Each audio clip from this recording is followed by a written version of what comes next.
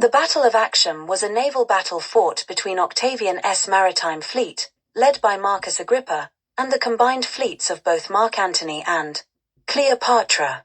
The battle took place on the 2nd of September, 31 BC in the Ionian Sea, near the former Roman colony of Actium, Greece, and was the climax of over a decade of rivalry between Octavian and Antony. In early 31 BC, the year of the battle, Antony and Cleopatra were temporarily stationed in Greece. Mark Antony possessed 500 ships and 70,000 infantry, and made his camp at Actium, and Octavian, with 400 ships and 80,000 infantry, arrived from the north and occupied Patrae and Corinth, where he managed to cut Antony's southward communications with Egypt, via the Peloponnese, with help from Marcus Agrippa. Octavian previously gained a preliminary victory in Greece, where his navy successfully ferried troops across the Adriatic Sea under the command of Agrippa. Octavian landed on mainland Greece, opposite of the island of Corcyra, modern Corfu, and proceeded south, on land.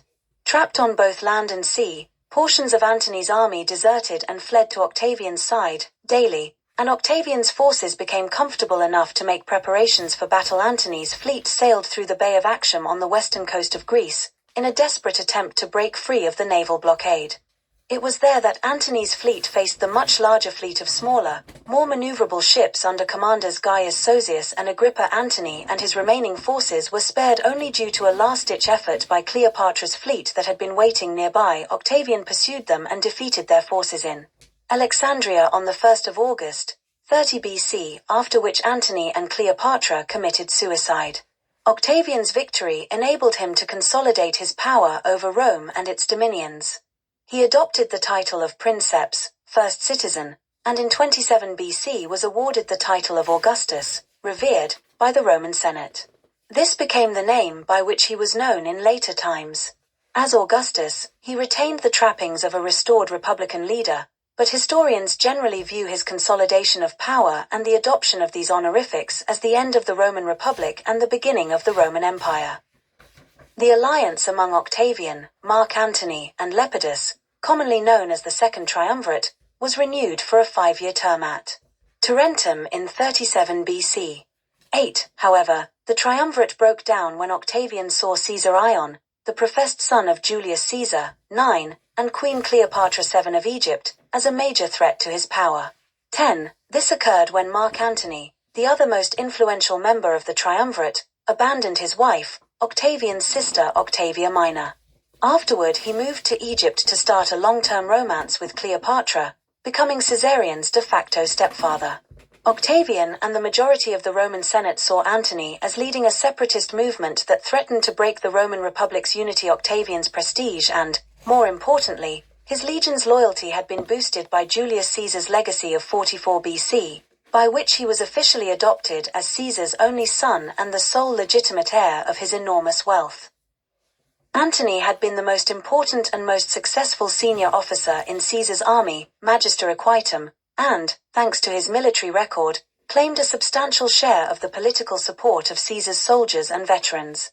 Both Octavian and Antony had fought against their common enemies in the Liberators' Civil War that followed the assassination of Caesar. After years of loyal cooperation with Octavian, Antony started to act independently, eventually arousing his rival's suspicion that he was vying to become sole master of Rome. When he left Octavia Minor and moved to Alexandria to become Cleopatra's official partner, many Roman politicians suspected that he was trying to become the unchecked ruler of Egypt and other eastern kingdoms while still maintaining his command over the many Roman legions in the east. As a personal challenge to Octavian's prestige, Antony tried to get Caesar Ion accepted as a true heir of Caesar, even though the legacy did not mention him.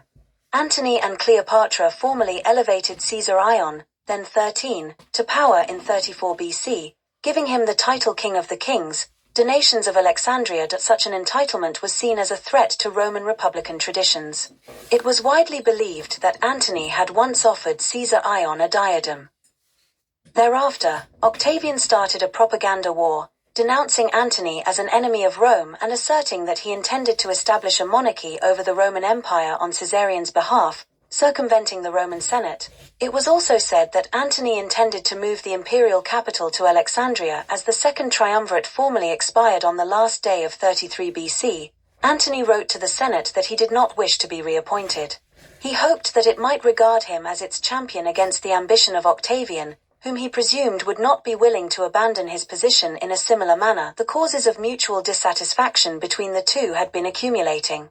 Antony complained that Octavian had exceeded his powers in deposing Lepidus, in taking over the countries held by Sextus Pompeius, and in enlisting soldiers for himself without sending half to him. Octavian complained that Antony had no authority to be in Egypt, that his execution of Sextus Pompeius was illegal, that his treachery to the king of Armenia disgraced the Roman name, that he had not sent half the proceeds of the spoils to Rome according to his agreement, and that his connection with Cleopatra and acknowledgement of Caesar Ion as a legitimate son of Caesar were a degradation of his office and a menace to himself. In 32 BC, 1/3 of the Senate and both consuls, Gnaeus Domitius Ahenobarbus and Gaius Sosius, allied with Antony. The consuls had determined to conceal the extent of Antony's demands. Ahenobarbus seems to have wished to keep quiet, but on the 1st of January Sosius made an elaborate speech in favor of Antony, and would have proposed the confirmation of his act had it not been vetoed by a tribune. Octavian was not present, but at the next meeting made a reply that provoked both consuls to leave Rome to join Antony.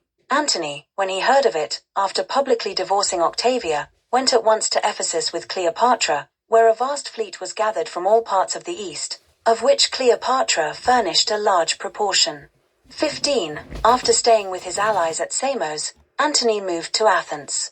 His land forces, which had been in Armenia, came down to the coast of Asia and embarked under Publius Canidius Crassus. Octavian kept up his strategic preparations. Military operations began in 32 BC, when his general Agrippa captured Methone, a Greek town allied to Antony. But by the publication of Antony's will, which Lucius Munatius Plancus had put into Octavian's hands, and by carefully letting it be known in Rome what preparations were going on at Samos and how Antony was effectively acting as the agent of Cleopatra, Octavian produced such a violent outburst of feeling that he easily obtained Antony's deposition from the consulship of 31 BC, for which Antony had been designated. In addition to the deposition, Octavian procured a proclamation of war against Cleopatra. This was well understood to mean against Antony, though he was not named. In issuing a war declaration, the Senate deprived Antony of any legal authority. Antony initially planned to anticipate an attack by descent upon Italy toward the end of 32 BC. He went as far as Corcyra. Finding the sea guarded by a squadron of Octavian's ships, Antony retired to winter at Patrae while his fleet for the most part lay in the Ambracian Gulf, and his land forces encamped near the promontory of Actium, while the opposite side of the narrow strait into the Ambracian Gulf was protected by a tower and troops. After Octavian's proposals for a conference with Antony were scornfully rejected, both sides prepared for the struggle the next year. The early months passed without any notable events, other than some successful forays by Agrippa along the coasts of Greece, primarily designed to divert Antony's attention. In August, troops landed near Antony's camp on the north side of the strait. Still, Antony could not be tempted out. It took some months for his full strength to arrive from the various places in which his allies or his ships had wintered. During these months Agrippa continued his attacks upon Greek towns along the coast, while Octavian's forces engaged in various successful cavalry skirmishes, so that Antony abandoned the strait's north side between the Ambracian Gulf and the Ionian Sea and confined his soldiers to the southern camp. Cleopatra now advised that garrisons be put into strong towns and that the main fleet return to Alexandria. The large contingent furnished by Egypt gave her advice as much weight as her personal influence over Antony, and it appears that this movement was agreed to. Octavian learned of this and debated how to prevent it. At first of a mind to let Antony sail and then attack him, he was prevailed upon by Agrippa to give battle. 17. On the 1st of September he addressed his fleet, preparing them for battle. The next day was wet and the sea was rough. When the trumpet signal for the start rang out, Antony's fleet began issuing from the straits and the ships moved into line and remained quiet. Octavian, after a short hesitation, ordered his vessels to steer to the right and pass the enemy's ships. For fear of being surrounded, Antony was forced to give the word to attack. The two fleets met outside the Gulf of Actium on the morning of the 2nd of September. Antony's fleet had 250 larger galleys, with towers full of armed men. He led them through the straits towards the open sea. Octavian's fleet had 400 galleys.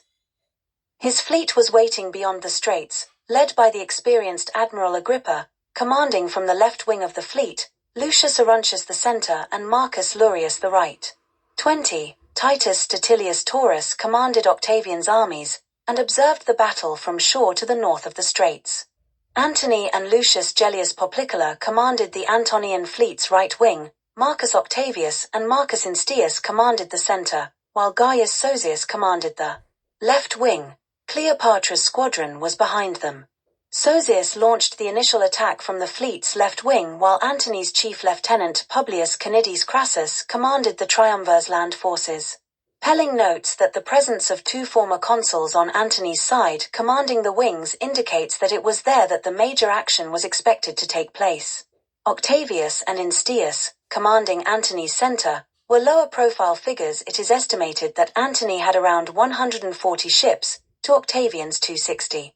Antony had shown up to Actium with a much larger force of around 500 ships, but could not man all of them. The problem facing Antony was desertion.